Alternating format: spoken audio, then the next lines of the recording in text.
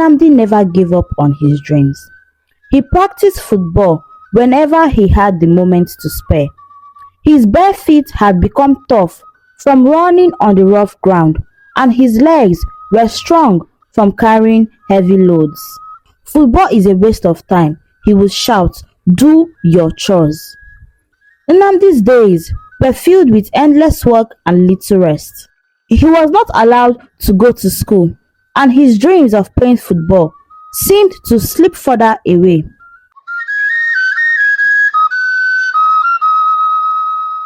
Nnamdi lived in a small village of Umuahia.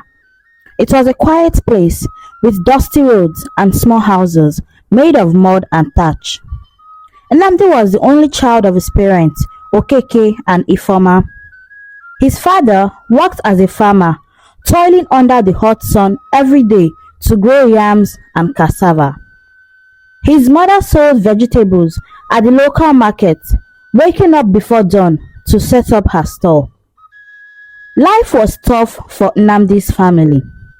They struggled to make ends meet, and there was never enough money.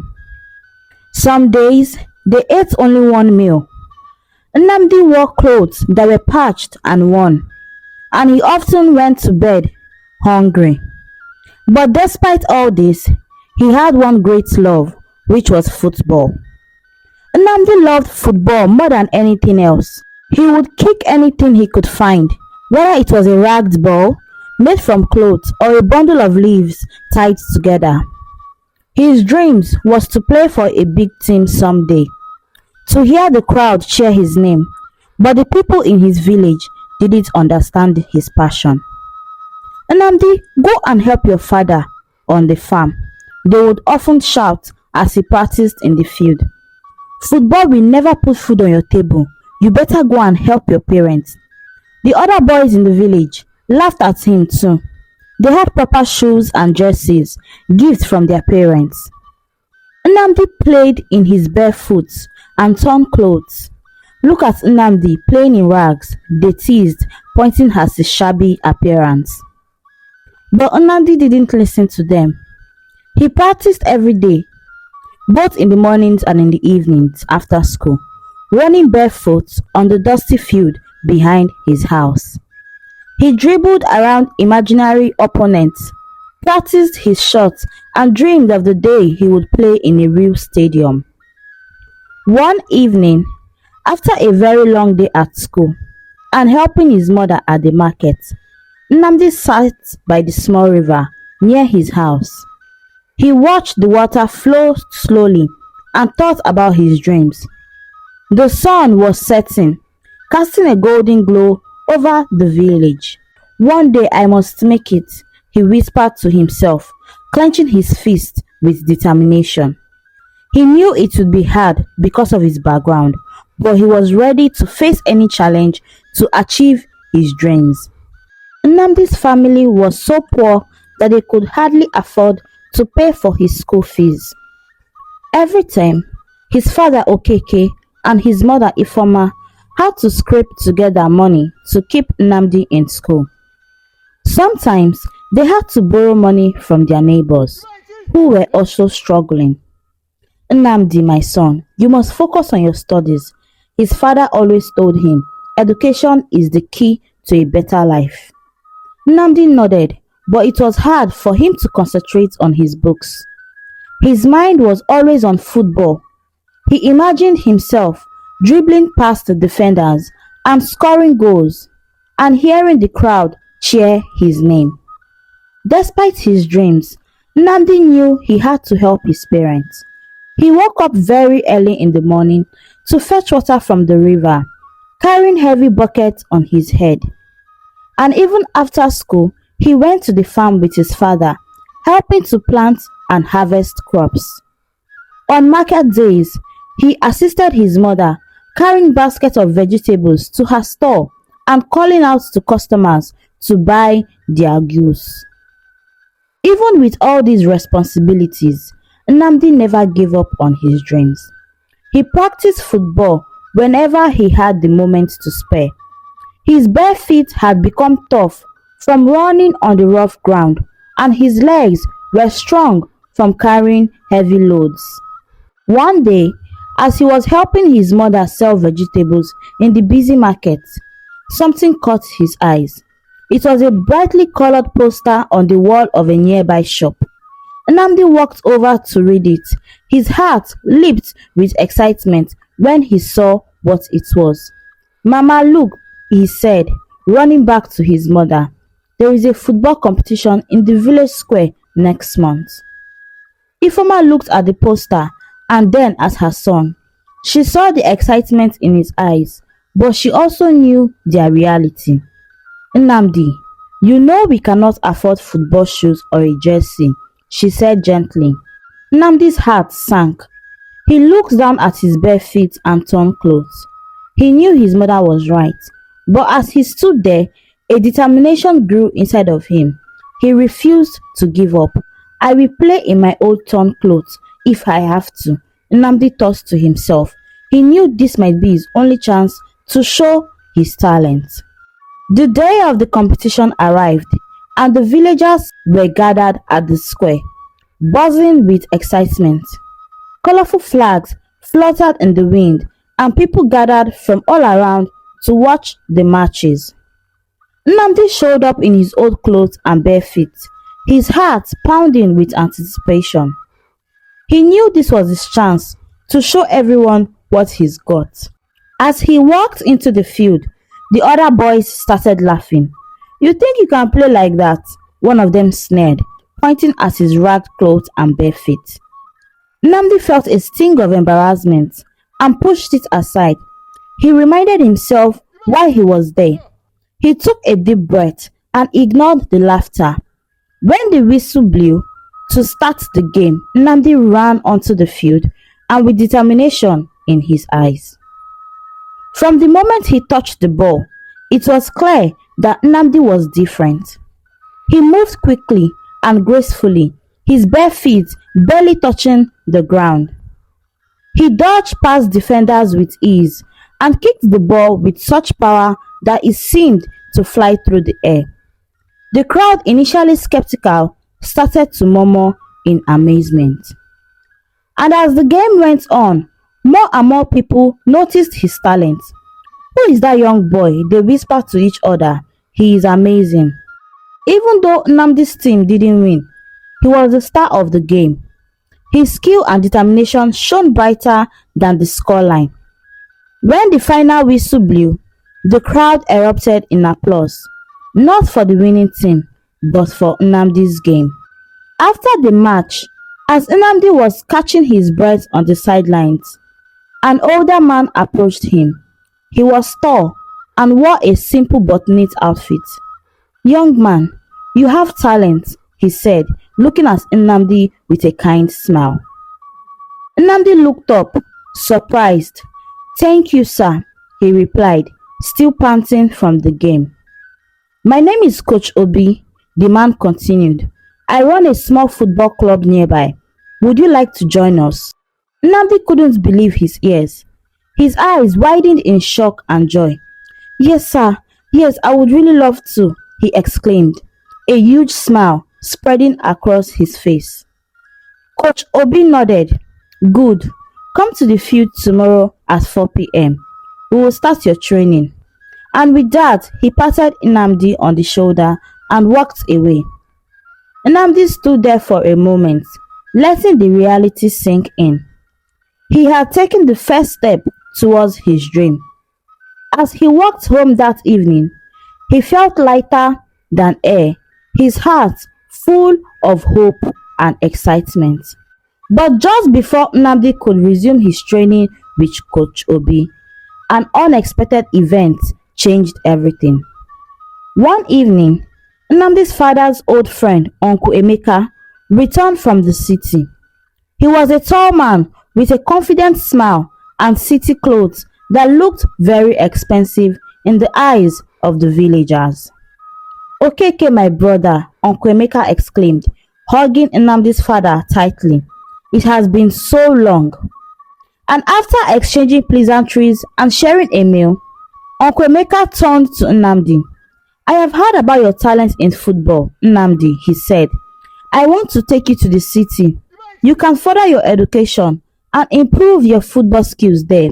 I know a lot of people who can help you.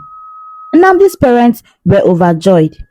They saw this as a golden opportunity. This will lessen our burden, Okeke said, looking at his wife, Ifeoma. Nnamdi will have a better life. Nnamdi, however, didn't want to go. Please, Papa, Mama, let me just stay here. I can manage in the village with you people. I want to train with Coach Obie. He begged his parents, his eyes filling with tears. But his parents refused. Nnamdi, this is for your own good, Ifeoma said gently. You will have better opportunities in the city, much more than we can give you here. Look, we can barely feed. You have to go with Uncle Emeka, she said. With a heavy heart, Nnamdi agreed to go. The next day, he packed his few belongings and left for the city with Uncle Emeka. When they arrived in the city, Nnamdi was amazed by the tall buildings, busy streets and bright lights. But his excitement quickly faded. Uncle Emeka did not keep his promises. Instead of helping Nnamdi with his education and football, he turned Nnamdi into a mere servant. Nnamdi, fetch water, Uncle Emeka would order. Nnamdi, clean the house, he demanded. Whenever Nnamdi tried to play football, Uncle Emeka would stop him and beat him seriously. Football is a waste of time, he would shout. Do your chores. Nnamdi's days were filled with endless work and little rest. He was not allowed to go to school, and his dreams of playing football seemed to slip further away. Uncle Emeka did send small amounts of money to Nnamdi's parents, telling them that Nnamdi was doing well and studying very hard. Back in the village, Coach Obie often visited Nnamdi's house to ask about him. How is Nnamdi doing? He would ask. He is fine, Okeke would reply. He is in the city now, getting a good education and training very hard for his football games. Coach Obie felt something was not right, but he trusted what Nnamdi's parents had told him. Meanwhile, Nnamdi continued to suffer in silence. He missed his family, his village, and most of all, he missed playing football. Each night, as he lay on his mat, he whispered to himself, one day, I will find a way to follow my dreams again. Life in the city was harsh, but Nnamdi's spirit was tested every day. Deep down, he held on to the hope that someday he would be free to play football and make his dreams come true. Nnamdi's days were long and filled with hard work. Every morning, he woke up before dawn to fetch water, sweep the house, and run errands for Uncle Emeka. The man had become more cruel with each passing day, and Nnamdi's dream of playing football seemed like a distant memory. Yet, Nnamdi held on to a small hope inside of his heart. One day, after a particularly harsh beating for trying to kick a ball of rags in the backyard, Nnamdi decided he could not take it anymore. He had made a friend in the neighborhood, a boy named Chimdi, who shared his love for football. Chidi often told Nnamdi about a small field where local boys gathered to play football. That evening, when Uncle Emeka left for a meeting, Nnamdi made his move. He slipped out of the house quietly, heart pounding with fear and excitement. He ran to Chidi's house, where Chidi was waiting for him with a smile. Come on, Nnamdi, Chidi said, handing him an old pair of football shoes. Let's go play on the field. Nnamdi's face lit up. It had been so long since he felt the joy of the game. They ran to the small field where other boys were playing. As soon as Nnamdi stepped into the field, he felt a rush of happiness. He forgot all his troubles and focused on the ball. Nnamdi played with all his heart, showing the same skill and determination that had once caught Coach Obie's eyes. He dribbled past defenders, made precise passes, and scored goals with ease. The other boys watched in awe. Unknown to Nnamdi, a man named Mr. Ade, a retired footballer who was now scouting for young talent, was passing by. He stopped to watch the game, captivated by Nnamdi's performance. "Who is that young boy?" Mr. Ade asked Chidi after the game. "That's Nnamdi, sir," Chidi replied. "He is amazing, isn't he?" Mr. Ade nodded, deep in thought. He saw something special in Nnamdi. He decided to approach the boy after the game. As the boys gathered their things to leave, Mr. Ade walked up to Nnamdi. "Young man, you played wonderfully today," he said, smiling. Nnamdi looked up, surprised. "Thank you, sir," he replied, unsure of what to expect. "My name is Mr. Ade. I used to play football professionally, and now I scout for young talent. I believe you have great potential. Would you like to train with me and possibly join a bigger team?" Nnamdi's eyes widened in shock and hope. "Yes, sir, I would love to," he exclaimed, almost unable to believe his luck. Mr. Ade smiled. "Good. Come to this address tomorrow morning," he said, handing Emeka a card. "We will start your training as soon as possible." Nnamdi took the card, his hands trembling with excitement. He thanked Mr. Ade and promised to be there. As he walked back to Chidi's house, he felt like he was walking on air. He knew he would have to face Uncle Emeka's wrath for sneaking out, but for the first time in a long while, he felt a glimmer of hope. When Nnamdi returned to the house, he was met with anger. "Where the hell have you been?" Uncle Emeka shouted, raising his hand to strike Nnamdi. "I'm so sorry, sir. I was playing football," Nnamdi said, bracing himself for the blow. Nnamdi showed him a card, and when Nnamdi showed the card to Emeka, he hoped it would change everything. But instead, Uncle Emeka's face darkened with more anger. He snatched the card from Nnamdi's hand and tore it into pieces and threw them into a bowl of water. Nnamdi's heart shattered along with the torn piece of the card. "You will never leave this house again," Uncle Emeka roared. "Forget about football. Do you understand me? There is no future for you in football." Nnamdi nodded, tears streaming down his face. He cried all night, feeling his dreams slipping away once more. The next day, while Nnamdi was taking out the trash, he saw an opportunity. He glanced around to make sure Uncle Emeka wasn't watching, and then ran as fast as he could to Chidi's house. Panting and out of breath, he told Chidi everything that had happened. "Uncle Emeka tore the card and warned me never to leave the house," Nnamdi said, his voice shaking with emotion. Chidi looked at him with sympathy and determination. "Don't worry, we will find Mr. Ade," he said. "Let us just ask around." Nnamdi and Chidi spent the next few weeks asking everyone they could of Mr. Ade. They asked the boys of the field, shop owners, and people in the neighborhood, but no one knew Mr. Ade's address. It seemed he only revealed himself to the most talented players, and no one they spoke to had any information about him.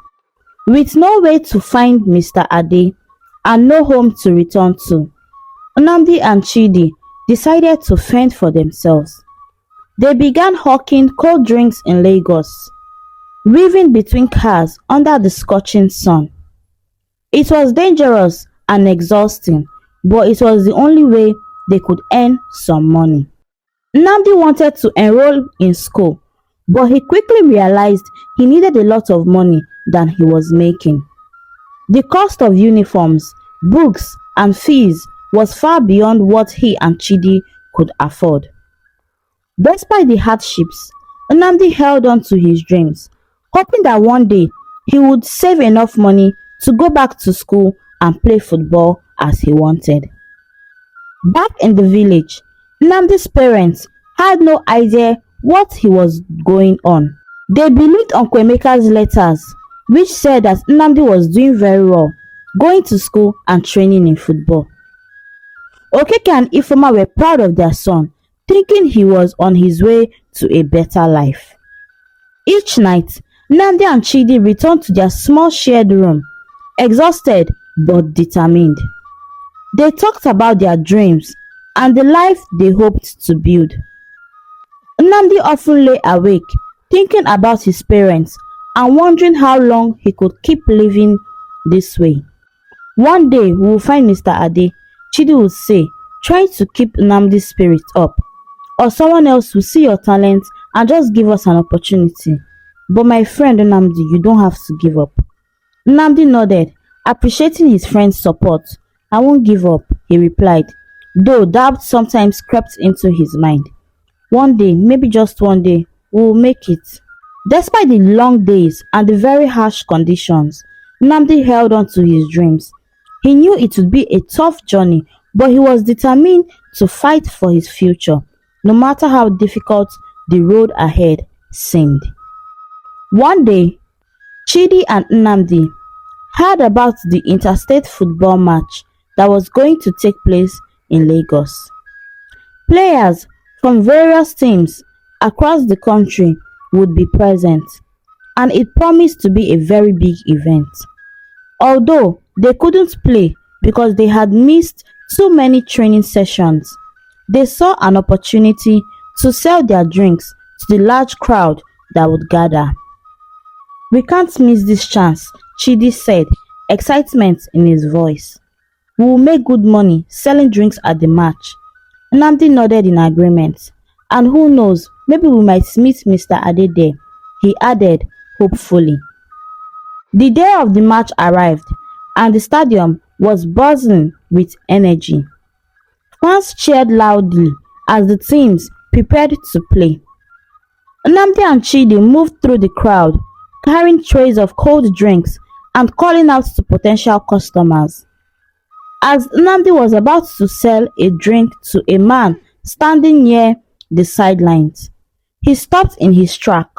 The man turned and Nnamdi's heart skipped a beat. It was Coach Obie, who had come to Lagos with his players for the match. Coach Obie, Nnamdi called out, his voice filled with excitement and disbelief. Coach Obie turned, his eyes widening in surprise. Nnamdi, is that you? He asked, recognizing the boy immediately. Nnamdi nodded, tears welling up in his eyes. He quickly called Chidi over, and the two boys stood before Coach Obie, eager to share their story. I've been through so much, Nnamdi began, his voice trembling. Uncle Emeka brought me to the city, promising to help me with my education and football dreams. But instead, he turned me into a mere servant. I had to run away after he destroyed the card of a man known as Mr. Ade. Chidi and I have been selling drinks to survive. Coach Obie listened intently, his expression serious. I'm so sorry to hear about your hardships, Nnamdi, he said, but I'm glad we found each other. I know Mr. Ade and I can help you reach him. Nnamdi's eyes lit up with hope. Really? Coach, you can help me? He asked, barely able to contain his excitement. Coach Obie nodded firmly. Yes, I can. Mr. Ade and I go way back. He is always looking for talented players, and I'm sure he will remember you. Nnamdi and Chidi exchanged excited glances, unable to believe their luck. Thank you so much, Coach Obie, Chidi said, gratitude evident in his voice. Coach Obie smiled warmly. You two deserve a chance. Come with me after the match. I'll make sure you get in touch with Mr. Ade. The match continued, but Nnamdi and Chidi could hardly focus on their sales. They were filled with renewed sense of hope and excitement. The future that had seemed so bleak now looked promising once again. As the final whistle blew, Nnamdi and Chidi hurried to meet Coach Obie. They knew that their lives were about to change for the better, and they couldn't wait to take the next steps towards their big dreams. With Coach Obie's help, Nnamdi and Chidi finally met Mr. Ade. The experienced scout listened intently to Nnamdi's story, nodding thoughtfully as he heard about the challenges Nnamdi had faced. After a brief conversation, Mr. Ade agreed to give Nnamdi a chance. Under Mr. Ade's guidance, Nnamdi's training intensified. He worked tirelessly, honing the skills and pushing himself to new limits. Coach Obie had to return to Umuahia, and he made sure to visit Nnamdi's parents as soon as he arrived. He explained everything that had happened in Lagos, the hardships Nnamdi endured, and his perseverance, and finally his breakthrough with Mr. Ade. Okeke and Ifeoma listened with heavy hearts but immense gratitude. "Thank you so much, Coach Obie," Okeke said, his voice thick with emotion.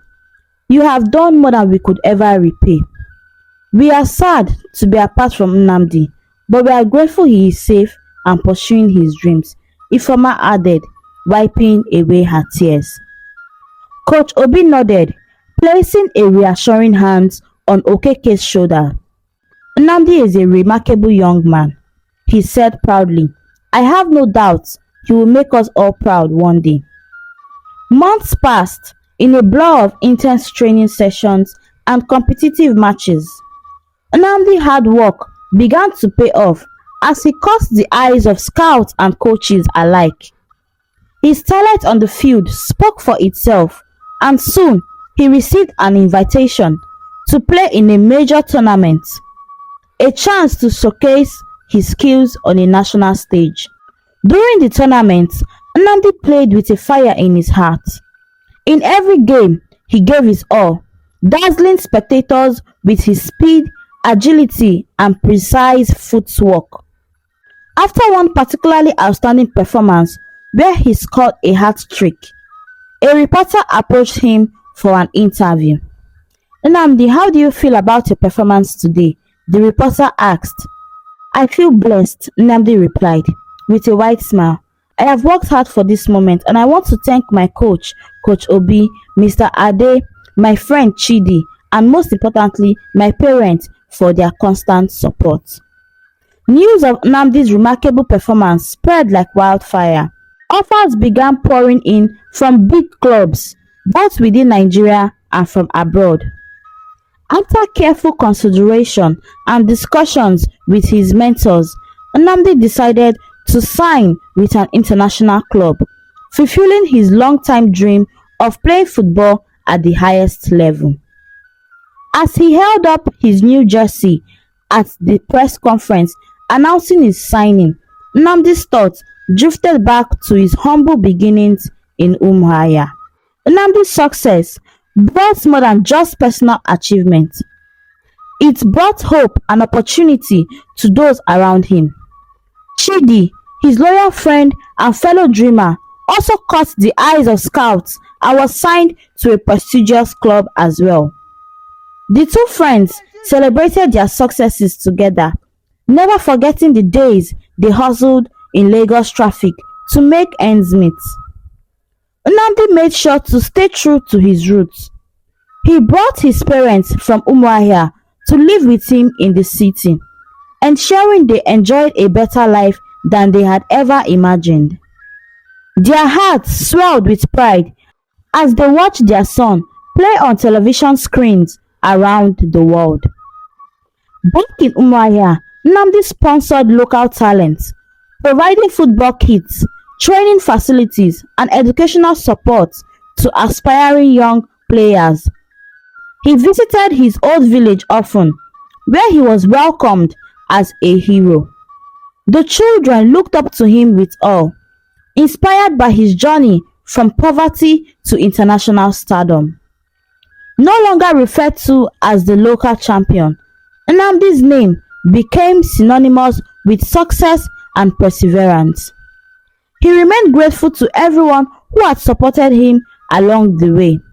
Coach Obie, whose belief in him never wavered, and Mr. Ade, whose timely intervention changed his life forever.